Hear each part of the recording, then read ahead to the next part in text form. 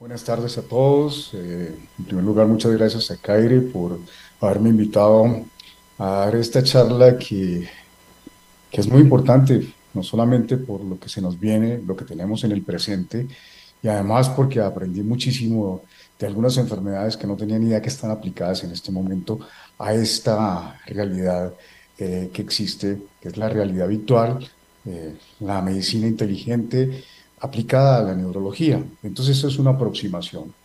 Realmente, cuando a uno le dicen que va a hablar de neurología, la primera clase que yo recibí de neurología y me dieron toda la clase anatómica funcional, lo que vi es esto, es una cantidad de cosas que no tenían casi ni pies ni cabeza ni dirección. Sin embargo, a medida que los medios de comunicación, así como los libros, ya no eran solo dibujos, sino figuras muy reales o figuras aproximadas de manera tal donde podía ver perfectamente, además de los cadáveres, cómo diferenciar el hemisferio derecho y el hemisferio izquierdo y así poder diferenciar y dónde estaban exactamente los núcleos centrales que estaban en cada hemisferio, cómo se comunicaba ese hemisferio cerebral a través de una gran comisura que se llama el cuerpo calloso y que esos hemisferios por debajo tenían un sitio principal en el encéfalo, la cual nos decía que era el mesencéfalo, la protuberancia, el bulbo y por detrás estaba el cerebelo. De esa manera era muy sencillo en esa época poder entender cómo era el cerebro. Posteriormente, vienen técnicas donde nos demuestran dónde están todos los cambios anatómicos y funcionales. En este caso, podemos observar cómo la corteza motora, la corteza somatosensorial, la corteza del escuchar o la integración que existía entre el lóbulo temporal, parietal y frontal para expresar y entender el lenguaje. De manera tal que era mucho más sencillo, es mucho más sencillo hoy en día poder comprender toda esta enseñanza desde el punto de vista virtual. Ya que voy también con decirles esto, si a mí me hubieran dado cuando estaba estudiando medicina un video como este, donde veo los dos hemisferios cerebrales por arriba, los veo por debajo, además de eso, hacen los cortes de abajo hacia arriba y de arriba hacia abajo y puedo diferenciar muy bien. La sustancia gris son los cuerpos neuronales y la sustancia blanca son las proyecciones y que finalmente es lo que se conecta casi en todos los circuitos cerebrales. Podemos observar de manera tal que por encima, por los cortes axiales, los cortes longitudinales, los cortes transversales, podría entender la anatomía mucho más sencilla. Nosotros, con el doctor Lovelo, nos hicimos la especialidad en docencia universitaria. Nuestro trabajo fue presentar la realidad virtual como una herramienta principal para el aprendizaje. Estos espacios, por ejemplo, que son los espacios de Virchow Robbins, en el espacio subaracnoideo, no se podían entender muy bien hasta que esa medicina de precisión y esa docencia de precisión que nos dieron en el momento de todos los medios audiovisuales que existen hoy para aprender la anatomía, la fisiología y la patología de cada uno de los pacientes, puede hacer más fácil la integración de todo. Si yo tengo un paciente que siempre voy a conseguir con un síntoma y ese síntoma lo voy a localizar y esa localización le voy a dar una etiología para diferenciar si la lesión es vascular y mirar los vasos sanguíneos desde cualquier punto de vista, por encima, por debajo, en cualquier proyección, ver si las arterias están tapadas, destapadas o estrechas y finalmente ver cómo las conexiones pueden estar alteradas en un síntoma. Por ejemplo, no puedo hablar y ese signo es la fascia y la fascia está localizada en el área frontoparieto-temporal izquierda, pues ya voy a entender mucho más. Y luego hago el examen físico en el cual encuentro a ese paciente con afasia y con una hemiparesia derecha y hago precisamente la lesión. Se trata de una lesión vascular a nivel de la arteria cerebral media izquierda. Y si a eso le agrego una disfunción a nivel de la resonancia magnética, pues hago una medicina de precisión en el diagnóstico para toma de decisiones, que me van a ayudar para poder pedir unos exámenes y solicitar esos exámenes e integrarlos con un síntoma preciso y además de eso tener un exacto diagnóstico. A medida que esto se fue desarrollando, cosas que no entendíamos cómo era la parte de la sinapsis, simplemente las veíamos en esquema. Hoy vemos cómo se despolarizan en un momento dado con ciertos aparatos y ciertos robots que nos van a ayudar a conocer y a entender cómo se organiza el sistema nervioso central. Luego vino la microscopía electrónica, donde podemos ver esta bonita foto que es la barrera hematoencefálica. Ustedes ven el vaso acá, están las neuronas, los povocitos. Esas figuras en un tiempo no las podíamos ver, sino prácticamente las podíamos imaginar y solamente verlas en metoxilina y eosina. Hoy podemos ver las proteínas de cada una de esas células. El genoma humano además nos ha ayudado a hacer el diagnóstico exacto de muchas lesiones a nivel de las enfermedades hereditarias, a nivel de las enfermedades neurodegenerativas precisas, y que esos genomas con ciertos cambios cromosómicos en un momento dado van a ser específicos para que nosotros podamos hacer los tratamientos y hacer el diagnóstico diferencial. Sin embargo, por supuesto que la neurología hay que mirarla desde un punto de vista de múltiples ángulos. Cuando hice la búsqueda para hacer la charla en la Universidad del Rosario, en el bloque de búsqueda que tenemos en la Universidad del Rosario, que le digo yo jocosamente a las bases de datos de las universidades, podemos ver cómo todas estas publicaciones, unas publicaciones que son comerciales, otras publicaciones que son un poco más científicas y la que la realidad nos expresa en la práctica clínica. Los robots realmente en neurología lo que principalmente ha hecho no es solamente la socialización de las personas, sino la rehabilitación directa simulando un humano. Pero uno creería que esto es antiguo, realmente no es tan antiguo. Miren, la primera publicación de un aparato que yo conocí en el año 2003 se hizo en 1995. Eso era cogíamos un paciente que tenía dolor de cabeza, a ese paciente que tenía dolor de cabeza le conectábamos unos electrodos para que hiciera la biorretroalimentación, relajando el músculo. El paciente movía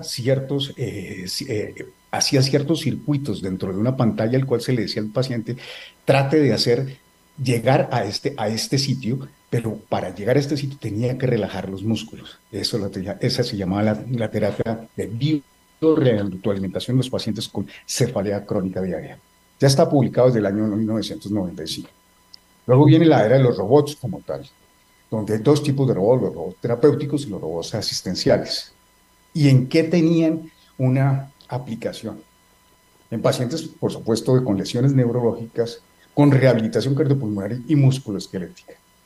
Si hoy les digo que hoy tenemos un paciente que tiene una apnea de sueño asociada a una distrofia muscular, y ese paciente inicialmente va a estar con un BiPAP, luego le voy a poner, ese BiPAP va a estar servoasistido.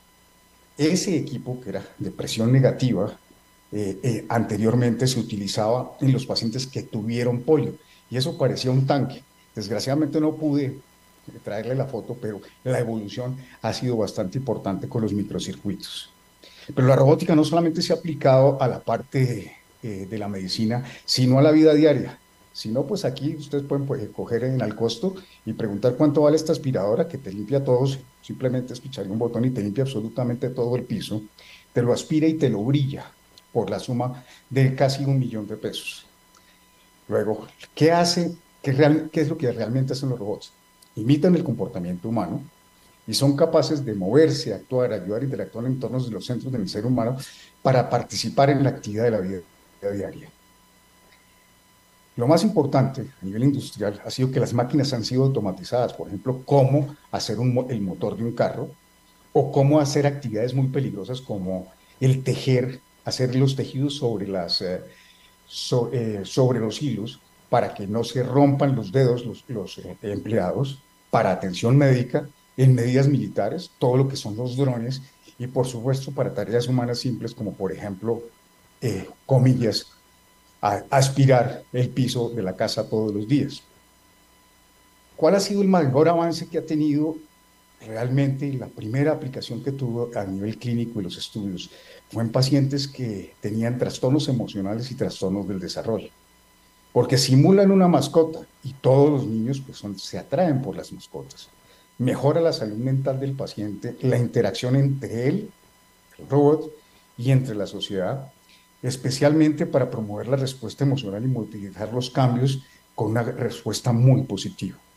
Hay varios tipos. Este, por ejemplo, que fue de los primeros, es un robot que le gusta mucho a los pacientes con enfermedad de Alzheimer, con pacientes con trastornos cognitivos, y hace una interacción bastante importante para tomarse solamente los medicamentos.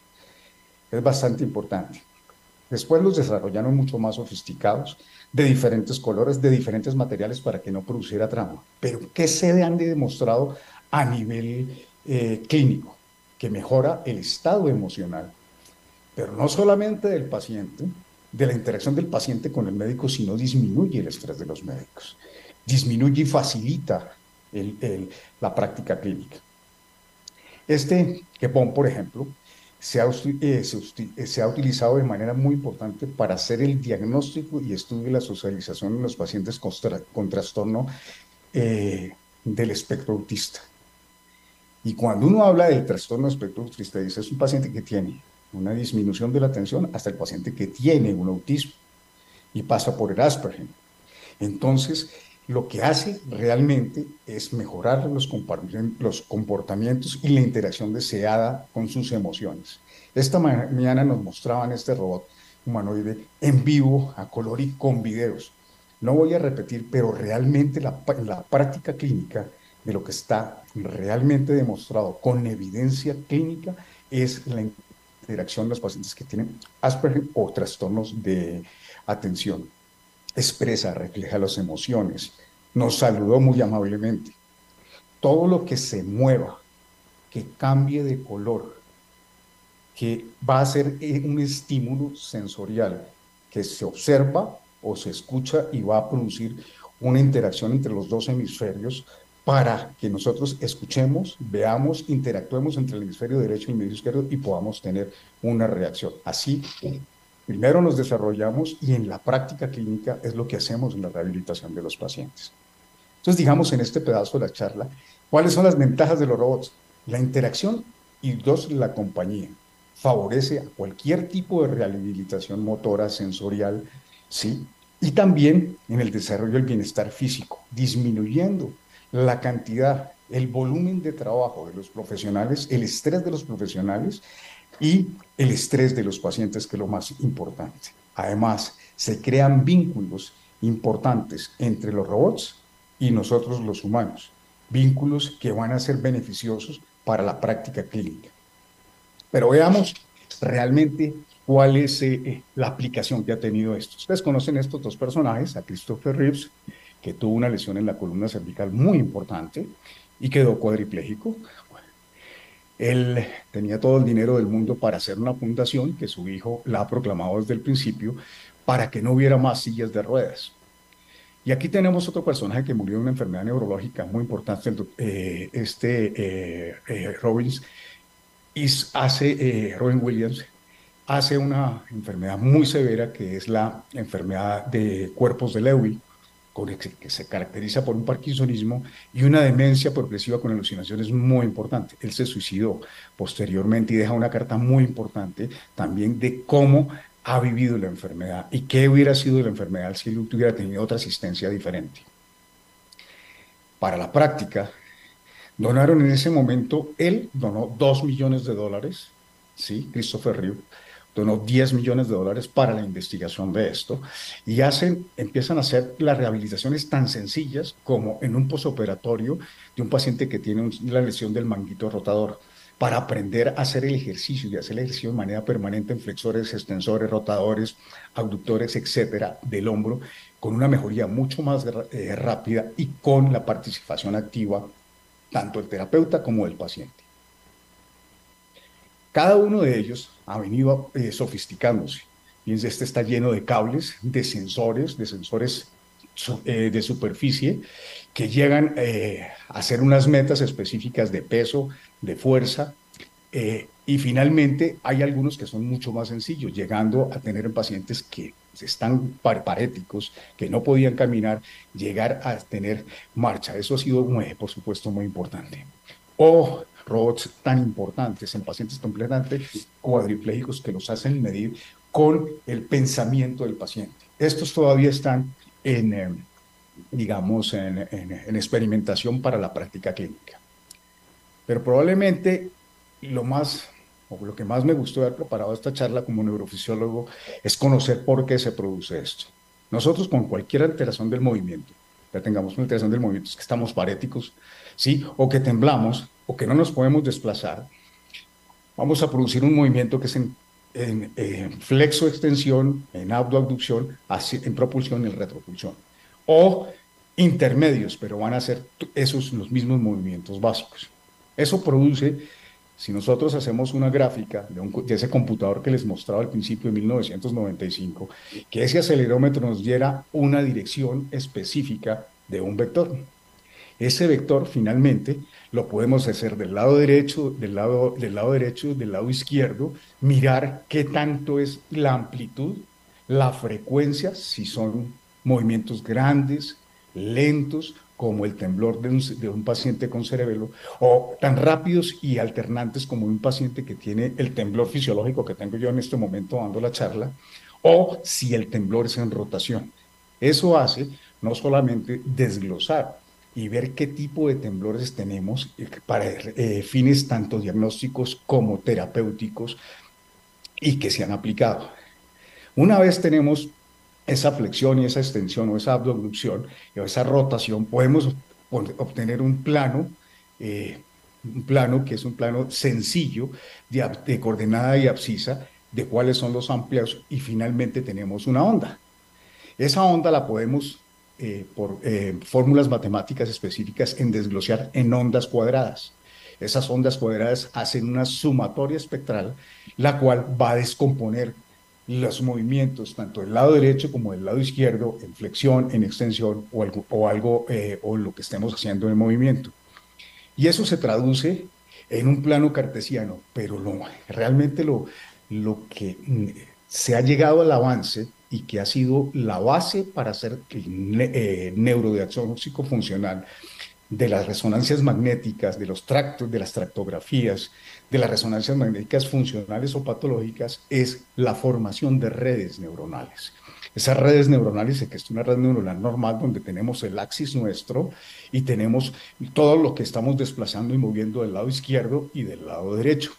Y eso pasa a un plano cartesiano completamente claro y podemos medir la respuesta de la rehabilitación, así como la respuesta patológica específica, con diferentes prácticas. Y vamos a ponerlo en la práctica y probablemente en la enfermedad que más lo hemos podido observar y que en la práctica clínica neurológica hoy en día está vigente, es en los pacientes que tienen parkinsonismo y alteración de neuronas. Este es un paciente con un clásico bloqueo de enfermedad de Parkinson, con ese temblor en pronosupinación de mediana frecuencia, con un bloqueo, con un truco sensorial el cual el paciente puede arrancar, o la marcha, esa marcha característica que me puede antes, o un paciente con una parálisis supranuclear progresiva donde vemos cómo hace el signo del compás y ver en estos pacientes, si nosotros aplicamos lo que les dije anteriormente, vamos a poder observar cuál es el segmento neuromuscular más afectado, tanto a nivel central como a nivel periférico. Otros trastornos de movimiento más complejos, como este paciente con una corea una corea y un balismo del lado derecho por un infarto cerebral. O pacientes tan limitados en su vida diaria para hacer cierto tipo de cosas. Este paciente tenía un temblor distónico del escribano. Miren cómo el paciente arranca y después arranca inicialmente bien con micrografía y después no puede micrografía y no puede siquiera escribir. ¿Qué se ha hecho? Y este estudio que les voy a mostrar son estudios que están haciéndose aquí en Colombia, en la universidad, en la UIS y en otras universidades, en la Universidad de Caldas y también en la Universidad de Antioquia, donde se puede observar cómo hay herramientas libres de marcadores para mirar los patrones de marcha.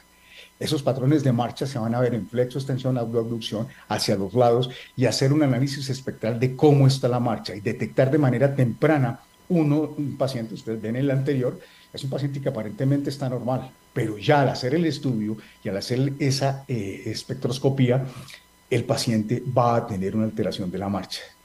o los movimientos oculares que los utilizamos para el diagnóstico de muchas enfermedades y que son difíciles de ver. Se les pone un par de electrodos y vamos a ver dos tipos de movimiento especialmente. El de seguimiento, si ustedes hagan el ejercicio, hacen el seguimiento y ven perfectamente la punta del dedo, lo del fondo no lo ven, o movimientos arcádicos rápidos hacia los lados, donde la agudeza visual mientras se mueven los ojos no existe, sino en el momento en que hacemos la fijada de la mirada, y eso es lo que se mide en estos pacientes, pero en los pacientes con enfermedad de Parkinson va a aparecer alteraciones de los movimientos arcádicos temprano como único y primer signo y síntoma, que es difícil de verlo clínicamente, pero que aquí podemos cuantificarlo de una manera importante. Y eso se hace por medio de la robótica. Este paciente que tiene lo que expresa perplejidad en un momento de descanso y la sensación de desilusión, si ustedes quieren mirarlo así, se ha utilizado también para ver la emoción de los pacientes, ese cambio emocional que nos va a valorar esos sitios de la ínsula relacionadas con el lóbulo frontal y el lóbulo temporal, con efectos positivos o negativos, y que en los pacientes, si yo les pregunto a ustedes, ¿cuál de estos dos pacientes, cuál es el diagnóstico? Yo después de que los examiné, les hice la historia clínica, este paciente tiene un Parkinson, una mujer joven, y este paciente tiene una alteración de la mirada. Esa alteración de la mirada está relacionada con la mirada perpleja, que existen dos enfermedades que lo producen, la parálisis supranuclear progresiva y los pacientes que tienen esclerosis lateral amiotrófica. Esto se puede llevar a la práctica clínica de manera temprana o mirar cosas tan impresionantes como este paciente que está despierto, mirar que el robot ha hecho toda su tarea haciendo la craniotomía y empezar a ver la parte fisiológica de manera directa, ¿sí? Pero lo más impresionante de esto es que el paciente ahí no está viendo lo que está pasando. No, él siente que se le destapó la cabeza nada más. Pero miren lo que es la realidad virtual aumentada. Es algo muy impresionante, donde vemos y estamos explicando al paciente despierto que se va a operar de una enfermedad de Parkinson o de un parkinsonismo, mirar y mostrarle el encéfalo al paciente, decirle qué es los sitios donde le estamos mostrando cuáles son los sitios donde se va a intervenir, qué es lo que se va a realizar, y el paciente está despierto y lo está viendo. No solamente eso, sino podemos hacer la integración de todas las vías, de qué es lo que vamos a hacer. En este caso vamos a hacer una intervención a nivel de los núcleos grises centrales y todas sus conexiones que tienen los núcleos grises centrales a través de toda la corteza cerebral, con las fibras de producción de sustancia blanca, de asociación, y qué es lo que le puede pasar en un momento dado. Además, mostrarle en realidad virtual, como lo estamos viendo en este momento, cómo su sistema nervioso, el resto del sistema nervioso que se está por debajo del tallo cerebral, como es la médula, y los nervios, cómo están interactuando en el momento de la cirugía. Bien, esto es con permiso de una persona que me lo prestó, que fue uno nuestro, pues, el doctor William Contreras, cómo, observen, el paciente está despierto y estamos viendo una cirugía funcional. ¿Cómo se va a probar cómo el paciente se llega al sitio? En este caso se hace una estimulación sobre el núcleo subtalámico afuera aquí hay un neurofisiólogo que está mostrándole cuál es la actividad del paciente cuando abre y cierra la mano después de ya terminando la intervención, que se fijaron que estaba temblando de manera permanente. Y durante la cirugía, para que el paciente no se estrese, hace un juego interactivo, y hay una persona que está plenamente advertente con el paciente para poder hacer la interacción con el juego, y el paciente disminuye el estrés y la cirugía sea más agradable para el paciente. Digamos que lo más sobresaliente que puede estar en este momento en la realidad virtual y desde el punto de vista robótico en los pacientes con neurología es la siguiente diapositiva. Es un aparato que va a registrar la microestructura del cerebro, la función en que se está haciendo en el cerebro en el momento de un movimiento, por ejemplo, o en el momento de una cirugía. el estudio electrofisiológico que está registrando cada uno de los sitios de interés para nosotros y vamos a observar la acción que tiene cada una de esta integración con los diferentes receptores, serotonina, GRP, etcétera, dopamina, noradrenalina. Es bastante interesante. Pero bien, ¿en qué patología el robot está funcionando casi las 24 horas y además de una manera importante? En los pacientes que tienen un espectro de desorden autista. Esa aplicación se puede hacer con la realidad aumentada y virtual por medio de estímulos visuales, auditivos y lo que ustedes quieran, para mejorar la actividad básica diaria, como agarrar, estirar, sostener. Le enseña al paciente a hacerlo. Ese programa que les mostré del cerebro interactuando en la cirugía es de manera directa y puede hacerlo también haciendo una tarea sencilla como esta. Pero diría yo que el que más me desgastó durante la búsqueda que hice es un robot, el cual programa una cirugía de epilepsia. ¿Qué hace? Muestra la actividad eléctrica general, muestra la actividad epileptogénica, muestra la zona epileptogénica, está interactuando con el cirujano para que el área epileptogénica se pongan de acuerdo y le pregunta, oigan bien, le pregunta al cirujano, ¿usted va, sigo yo o usted sigue? ¿Está cansado, doctor? De esa manera, durante la cirugía, que es bastante importante. Por último, es lo que es la investigación de la implementación en asegurar la inteligencia artificial en la información general. Le hice una pregunta a esta aplicación que ahí la tienen ustedes en el chat y les dije, oiga, para que me crean que soy yo, estoy aquí, ¿sí? ¿Qué es la apnea de sueño? Y esto me va contestando de manera inmediata. La apnea de sueño es un trastorno de sueño caracterizado por episodios recurrentes de detención de la respiración durante el sueño. Esto puede durar desde unos pocos segundos hasta varios minutos y puede ocurrir varias veces por hora. La apnea de sueño, etcétera, etcétera, etcétera. Lo muestra. Además le digo, bueno, la dificultad que tiene el paciente en tener la interacción entre nosotros los médicos, las terapeutas y la aplicación de la máscara, por ejemplo. Entonces, ¿cómo se adapta ese paciente a la máscara? Y responde con los puntos muy claros. Eso lo hace de manera directa, sí, y va pasando. Por aras del tiempo no la mostré completa, pero le responde a uno de manera interactiva. Así van a ser. Adriana mostraba cómo en la práctica clínica nuestra la importancia que hubo, especialmente en los neurólogos, y lo digo en la práctica clínica, no solamente en la parte de esclerosis múltiple, sino en todas las aplicaciones, cómo el examen neurológico pudimos desarrollarlo sin tocar al paciente. Eh, Fue muy agradable en un momento dado en el programa que hicimos, el Consanitas, ver cómo hicimos el examen neurológico sin tocar al paciente y a los 8 días sale la publicación de cómo se debería examinar. La diferencia que había entre los norteamericanos y nosotros realmente era la tecnología. Ellos tenían cómo hacer el fondo de ojo con un instrumento chino, además, a 2,5 metros de distancia, que es todo basado en robótica, en sensores de luz, para que lleguen a un espejo y hagan una formación específica de lo que es el fondo de ojo. Y este carro que me llamó la atención, a mí me gustan mucho, y este carro desarrolla sin llantas, de 0 a 100 se desarrolla una velocidad en 0,3 segundos. Con las llantas lo desarrolla en 0,7 segundos. Va de 0 a 100 en esos momentos. Puede desarrollar hasta 356 kilómetros por hora. Este carro puede pasar, tiene una autonomía casi de 700 kilómetros a una velocidad promedio de 80 kilómetros por hora. La pregunta que yo les hago, ¿ustedes se subirían en este carro para irse de aquí a Melgar?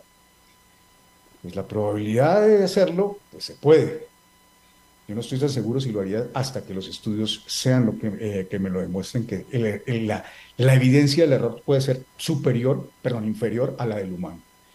A ustedes muchas gracias y estoy esperando las preguntas y puedo contestarlas con mucho gusto.